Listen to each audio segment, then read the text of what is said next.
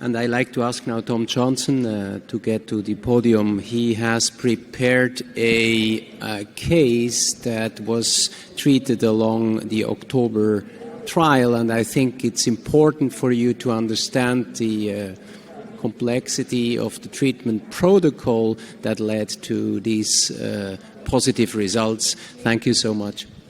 Thanks, Lawrence. I'm a proud Brit, and I have to say I thought the Brits were good at debating, but I'd just like to say I think it's about imaging, not about a battle between OCT and IVUS. So I use both technologies. So thank you for this. These are my conflicts. My presentation is easy, really, because it's to reflect upon October and to use a case to really show to you how the operators, the participants in the study, went about comparing an angio-guided approach to bifurcation PCI and an OCT-guided approach. And we've already seen this Kaplan-Meier plot showed by Mervat. Now, the interesting thing here was that I'm sure many of you may have had WhatsApp communication going in a frenzied way yesterday morning with the results of all of these studies. And these were the sorts of things we were hearing. Well, high number of early events on these Kaplan-Meier plots, immediate separation of the curves. This seems dodgy. There was a question actually yesterday afternoon in the investigators. Could the differences in stent technique between the two arms actually drive differences we see clinically?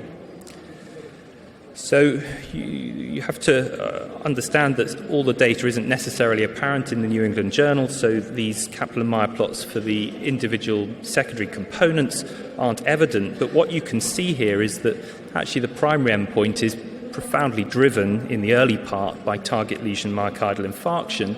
And so that concern about that very marked elevation in events early around the time of procedure has to be acknowledged. But actually, if we look at contemporary bifurcation studies, such as the Definition 2 study, which was a comparison of provisional against two stenting techniques in the most expert Chinese hands, we actually see a very similar hazard in that early phase. This is a Kaplan-Meier plot for me that I would challenge. How we see such huge hazard with the simple provisional against a complex two-stent, I don't know. So the next part of that question or challenge from yesterday was about stenting techniques. And again, in the supplementary appendices, you can see that actually the operators of October undertook a huge amount of highly complex intervention. So almost 2/3 of the intervention was two-stent technique. And in line with the European practice, we see a majority of culotte, but actually fairly well balanced between culotte and DK crush as the preferred strategies in two-stent technique.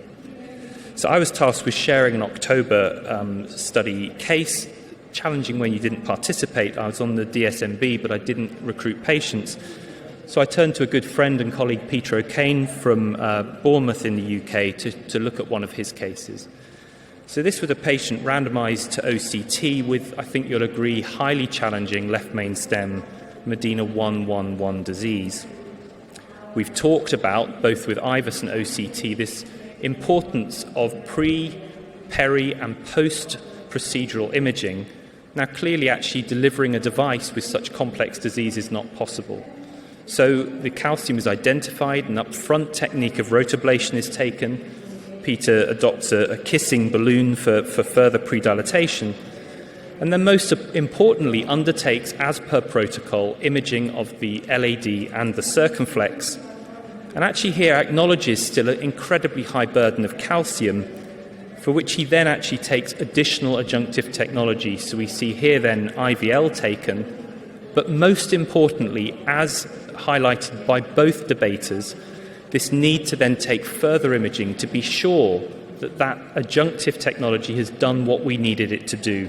And so we see in this short clip of OCT actually more aggressive injury and fracture of that calcium, enabling then the confidence of moving forwards to stenting. So here stenting the circumflex with a balloon to crush the device in the LAD, rewiring, and then another step of OCT to ensure an adequate cross. And I have to say, this is challenging even for people using this technology on a daily basis.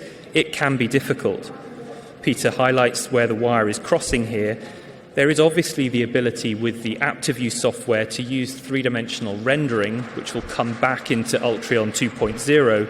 But even here, actually, this is me and my colleague Sean Gallagher in Cardiff, kind of having to question and challenge exactly where this wire crosses. So the technology is good, but it still can be quite challenging.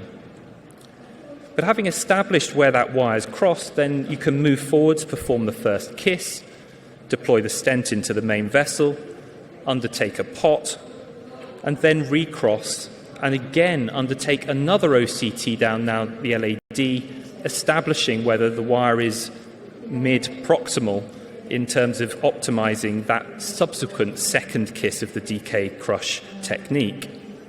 Here we see then the 3-5 balloons going up in the LAD and circumflex, a further 5-0 pot, and then very importantly, the runs in the LAD and the circumflex confirm optimization.